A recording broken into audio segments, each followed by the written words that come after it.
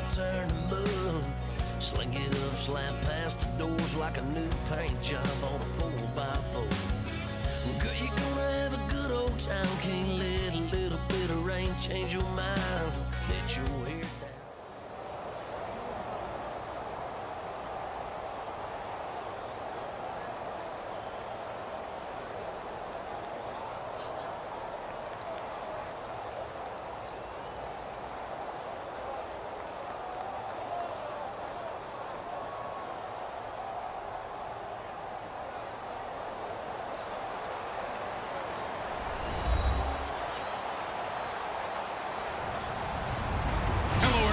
I'm Larry Ridley. Welcome to the NFL on EA Sports.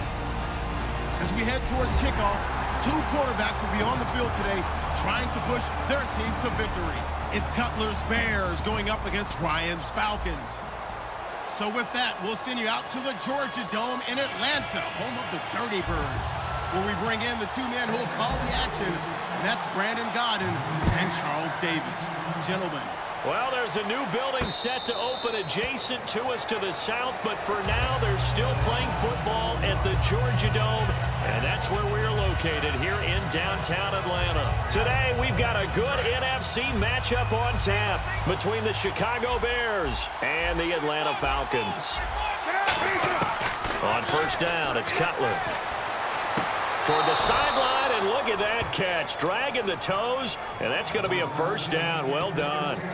Now, speaking of Jeffrey, he made some news after the season when he made the declaration, and I'm quoting here, "I guarantee you will win the Super Bowl next year," unquote. Doesn't have quite the same ring as when we heard it before the Jets-Colts Super Bowl. But at the same time, I think a lot of people around the Chicago area probably will appreciate that. Confidence in the team, confidence in the organization. Someone wants to put himself on the line. Alshon Jeffrey looking for a bounce-back season in 2017. Didn't get to the 1,000 mark the last two. Fresh set of downs here.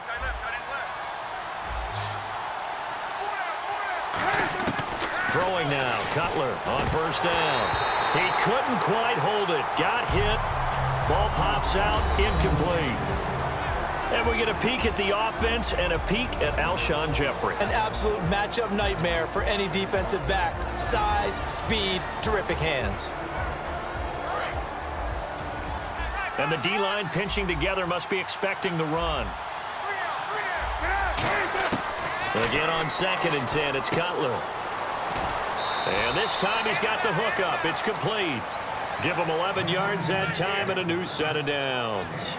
That was a nice completion on an out route, and those types of plays are the result of arm strength by the quarterback and timing by the receiver. First carry now for Jordan Howard.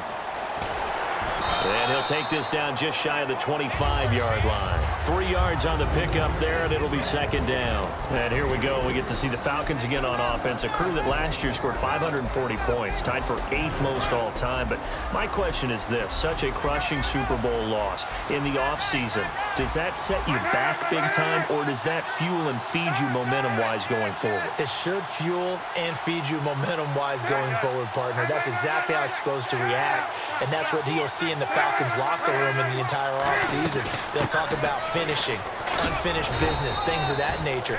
But we have seen where teams have not recovered from it. Remember the Rams? They got to a Super Bowl, got beat by the Patriots, didn't get back there again. The Broncos in 2013, #1 offense, #1 scoring offense. They didn't get back in 2014, but they did in 2015. So you can recover from it. On first down, they run with Howard.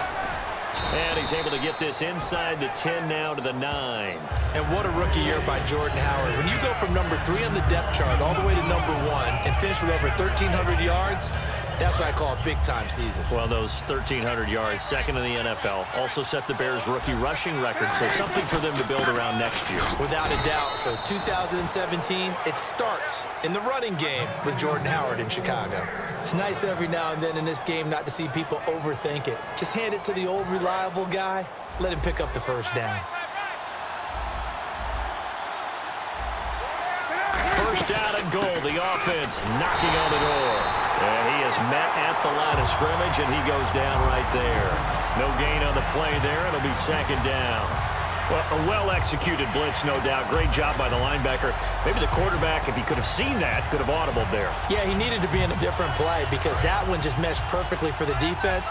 All the gaps were filled except for the one the offense really wanted to run through, and that was filled by a big man wanting to make a tackle. And he made a great tackle. And they'll be driven back here, losing yardage to the 9. They'll lose a yard, and it brings up third. Partner, I know we're in a goal-to-go situation, but my goodness, think about running the ball here. Not even a thought, is it? Defensively, they're in a prime spot. And I think the defensive guys are probably expressing themselves to them as well. I wouldn't run it here, guys. You might want to try throwing it. Anytime a ball's thrown in the middle of the field and it's popped up in the air, I expect someone to catch. It doesn't matter whether it's offense or defense because there's usually a great amount of bodies in that part of the field. In this case, no one came up with it. And Bart puts it through. And it's 3-0. The Bears hit the scoreboard first. And, Charles, they get the field goal. Took them a dozen plays, though. Work with me on this one. You know what I'm about to say, right? Bend but don't break. That's what came into play here for the defense. 12 plays were run at them. They only gave up 3 points. In a lot of ways, that's a win for the defense.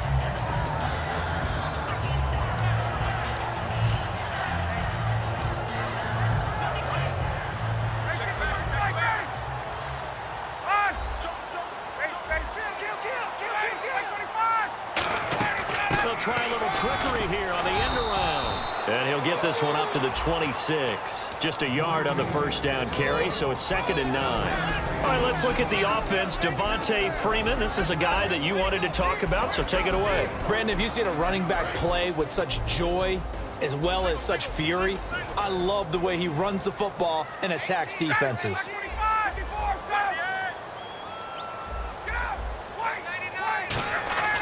Now Ryan on 2nd down. He completes it to Julio Jones. And they'll get it up just short of the 45 at the 44. Over 1,400 yards last year for Jones. Just 6 touchdowns, but of course he had the big 300-yard game.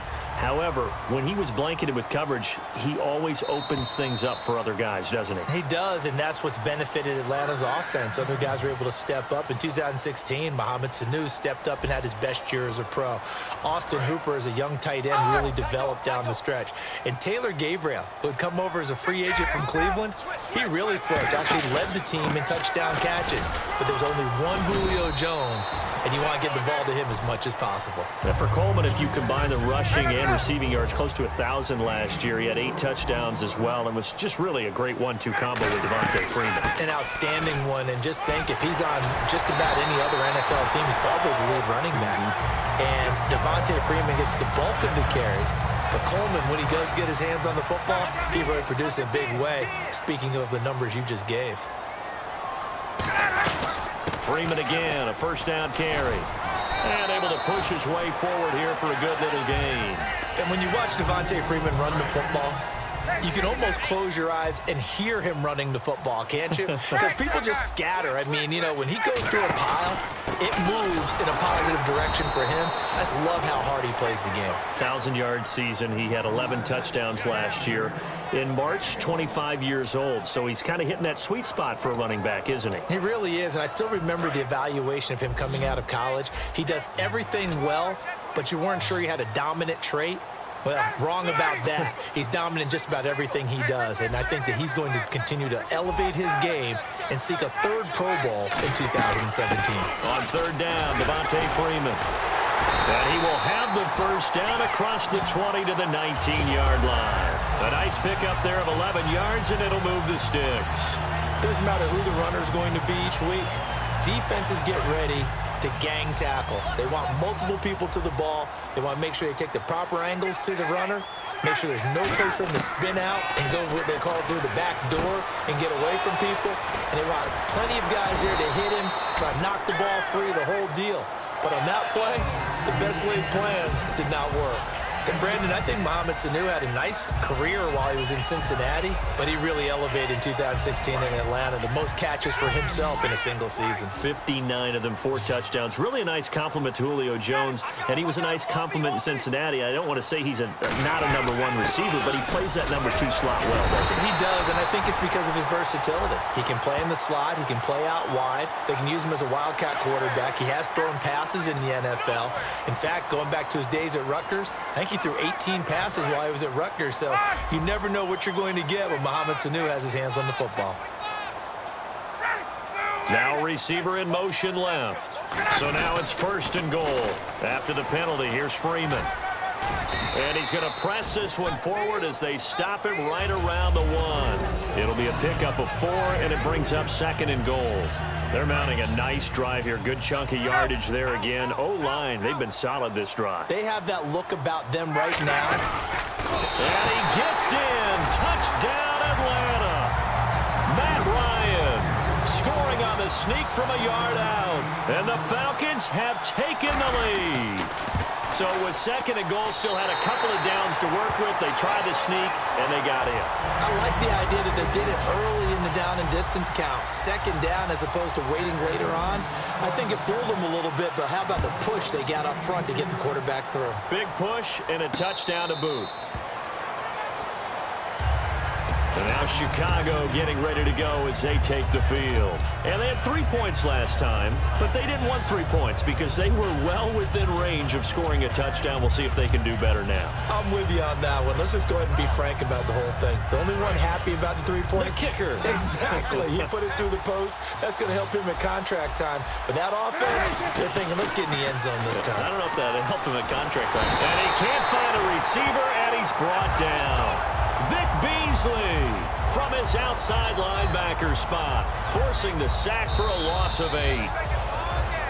2 minutes to play here in the first half. We're back to Atlanta right after this timeout.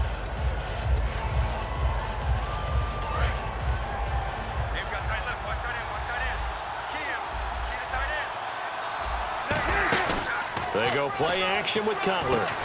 And incomplete there. A nice hit. Jars the ball free and brings up 3rd down. We know it's not an easy job to go out and catch passes when people are trying to tackle you and knock the ball away. But the bottom line is, that's a pass he's got to have and a pass he should have caught.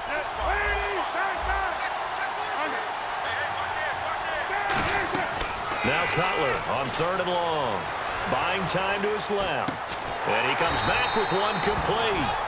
It's a 15-yard pickup, but it'll lead to a 4th down. Boy, they have a lot of real estate to make up there, but what a big-time play for them. Nice completion, excellent gain. Now they're in 4th and manageable. Just a little short, though, with that marker. The offense is not leaving the field. They're going to stay out and go for it on 4th and 3. They'll indeed go for it with Cutler. He finds his target Royal. So certainly an interesting call there to go for it. And the Falcons will take control of the football in great field position. Atlanta now coming out on the field. And that recipe on their last drive that resulted in a touchdown looked pretty good. So they'll be hoping to do that once more. And it takes me back to when we sat with the offensive coordinator and the head coach. They felt pretty good about their game plan and thought there were some holes in the defense. And it's touchdown, Falcons. Tevin Coleman, 30 yards. And the Falcons will add on to their lead. Well, partner, that was another explosive run. And one thing I've learned in our time in this game, yes, the offensive line has to get a lot of credit, but for big runs to occur, the wide receivers have to block well downfield. And then you have to have a good guy carrying the ball too, right? Oh, without a doubt. You need that difference maker lugging the rock. And now Chicago getting ready to go as they take the field. And last time this unit was out here, costly turnover, and then that turned into 6 points. They've got to make amends. And how many times have we sat in meetings with coaches and they use the term complementary football? Offense take care of the defense, defense take care of the offense. That didn't happen on the last possession. This is a chance for them to pick themselves back up and help their team. Yeah, we'll see if they can recoup and recover. First play of the drive, let's give credit all around. Excellent blocking But the guy carrying the ball, he was the finisher. A really nice run. So second down, 3 yards to go now.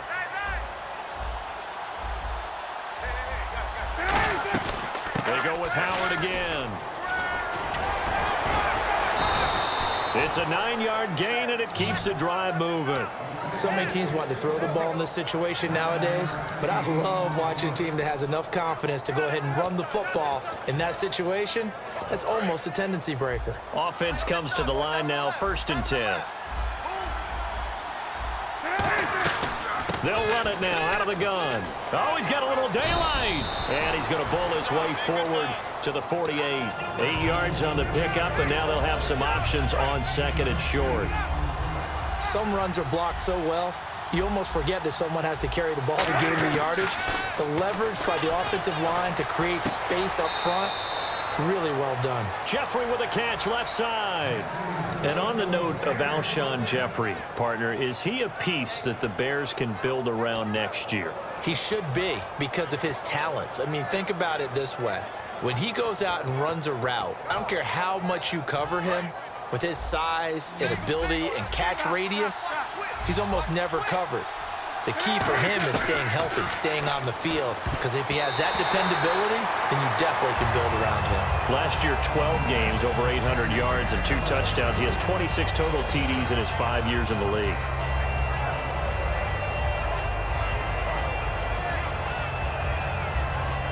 So the incomplete pass brings up 2nd down.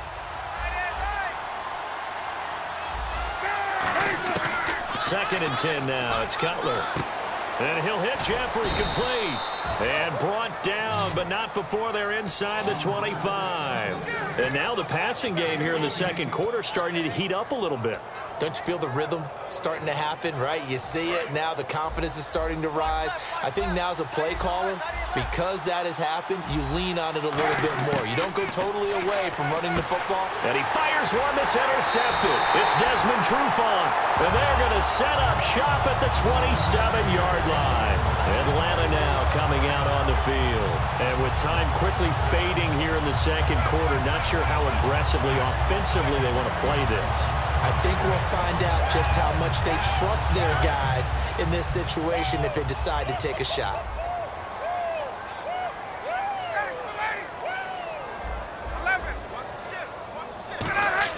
After the interception, here's Ryan.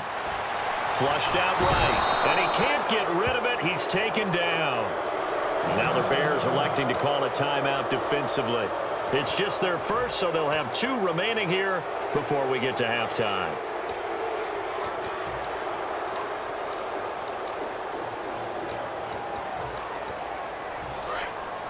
Get out! Check.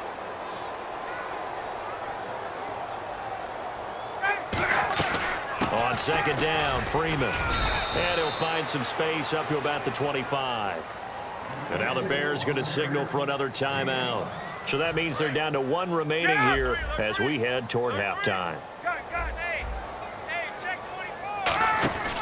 They'll run it now out of the gun. And he'll get this one up to the 26. And play is stopped here. Timeout. It's the defense calling the timeout here. And with halftime on the horizon, they'll be out of timeouts from here forward.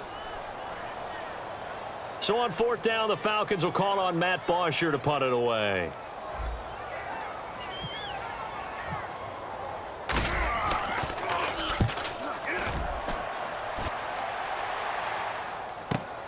This will be fielded at the 17. Time for a break. We've hit halftime. 2 quarters down. Now, my apologies, Larry. I wanted to hear the report. Somebody's in a hurry, so we're going to get them right to quarter number 3.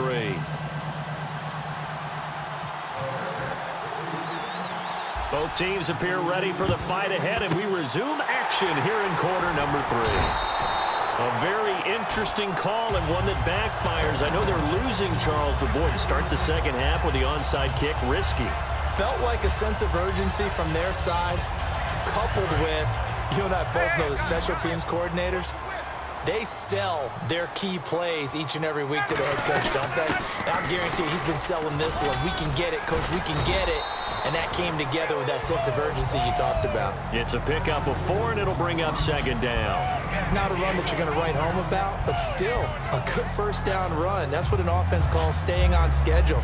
3 to 4 yards on first down, you're set up very well for the rest of the drive. And after the play on the ground, that brings up second down here.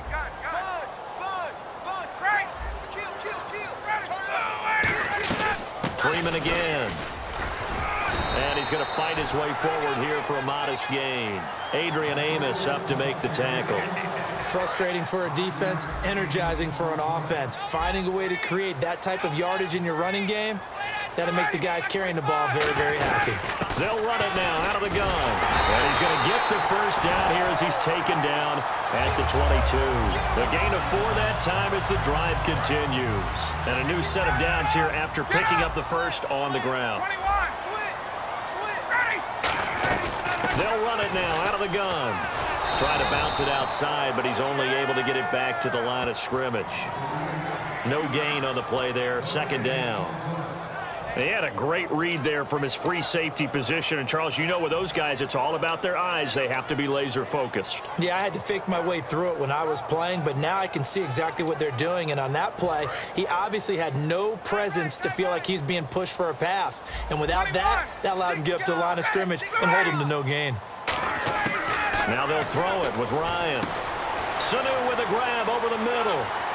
And he gets it inside the 10 to the 9. A solid pickup of 13 sets him up first and goal.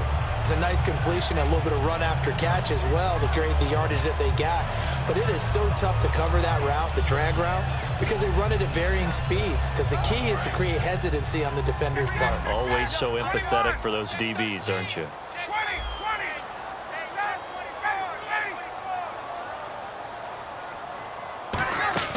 Now it's Ryan. That's going to be caught at the 10-yard line. The completion good for 3, and it's second down.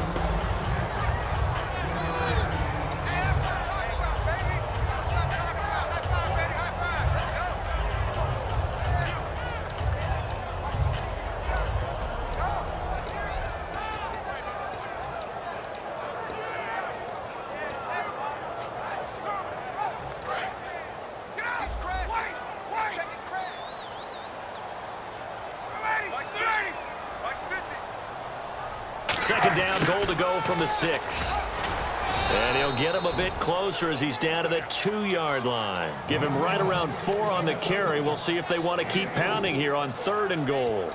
In my book, that's running the ball well, but with intelligence. How about him keeping the clock moving, staying in bounds? Yeah, even though it's the 3rd quarter, you're thinking ahead, aren't you? This is where your running game can really help you with a lead in the second half. I agree totally. It's not just end-of-the-half situations that you worry about the clock. It's throughout the game, and with a lead, stay in bounds. Make them fight harder to try and catch you. Good play here. 3rd down and goal from the 2. What a stand so far defensively, and now that's going to bring up a 4th and goal. Now, this feels like old-school football because this has turned into a good old-fashioned goal line stand. So on offense, what do you do now? Do you decide to run it or throw it if you go for it on 4th down?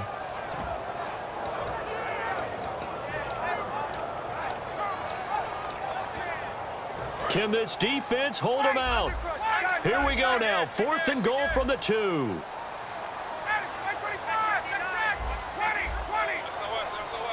They'll need to get the play off quickly. Now flags, and we're going to get a delay of game.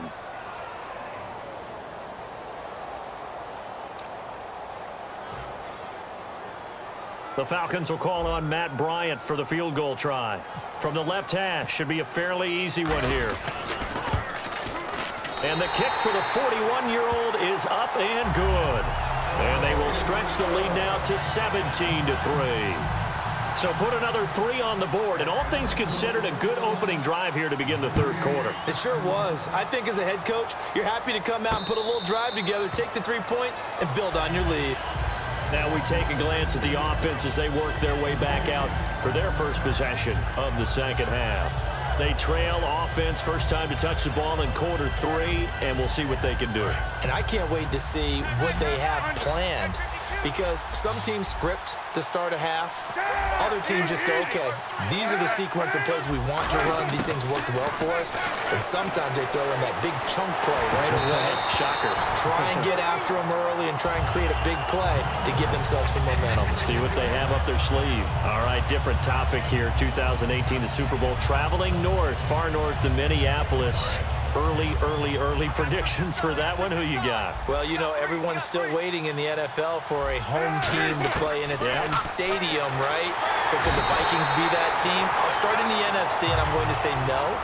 I think Seattle, starting to get near that maybe last run with their defense. Burrow Thomas returns. I like Seattle coming out of the NFC. How about you? Well, I'm actually going to take a Dallas Cowboys NFC title run. I think that they came so close this year, probably most talented going into next year. I like that one. Well, in the AFC, I'm going to go with a team that if they improve their defense and their quarterback stays healthy, they could be that team, the Oakland Raiders. Okay, I'm going dark horse.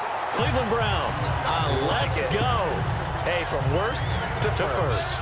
So much about this game is just understanding situations and then having to execute, isn't it? Guard the first down sticks. Don't let them get there. And they've rallied and made the tackle. Well, let's see. Yeah, the offense still out there. They elect to go on 4th and 11. Here we go on 4th down with Cutler. And they hit him as he throws, as this one's going to go straight down to the turf. Incomplete. Atlanta now coming out on the field. And last